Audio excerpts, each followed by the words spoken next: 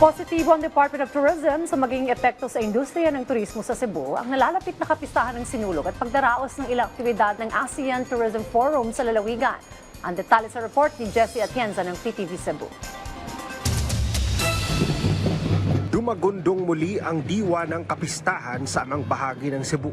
Hudyat ng napipintong pagsisimula ng Sinulog Festival 2026. Formal namang binuksan sa isang mall sa Cebu City ang Balik Cebu Lounge na dinaluhan ng mga opisyal ng provincial government at ng City LGU.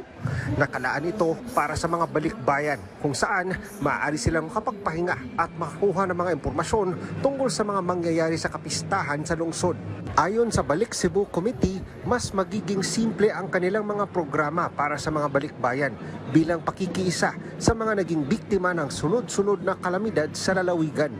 Let's be sensitive to the situation now. So instead of holding that extravagant welcome, we decided to just provide access to balikbayans to all the mall-wide activities through the passport. This is actually a good guide which gives them information where to go, what to do, where to eat, etc. As well as the perks available to them. This lounge is for them. Ayon sa Department of Tourism Central Visayas, halos punuan na ang mga hotel para sa Sinulog Weekend. Bukod sa kapistahan, isa sa mga tinitignang dahilan ay ang nalalapit na ASEAN Tourism Forum.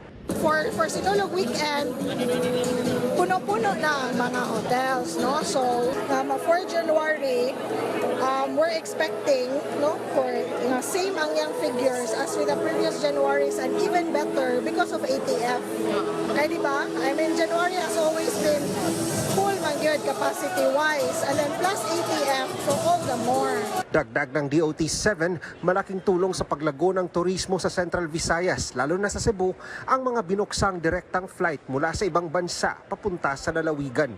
We're very positive about this. We have installed measures like Visit Cebu. There were inaugurated flights inaugurated in third quarter and fourth quarter. I mean, direct flights to Cebu, ha? I mean, these alone are reasons enough. No? If we, prepare as a community, as part of host destination community, then there is really no reason for us to believe in the numbers that we have had in the previous years for 2026. Sa tansya ng DOT-7, aabot sa mahigit 300,000 na mga bisita ang darayo sa Cebu ngayong buwan ng Enero, na isa sa pinakaabalang buwan ng lalawigan sa dami ng mga aktibidad.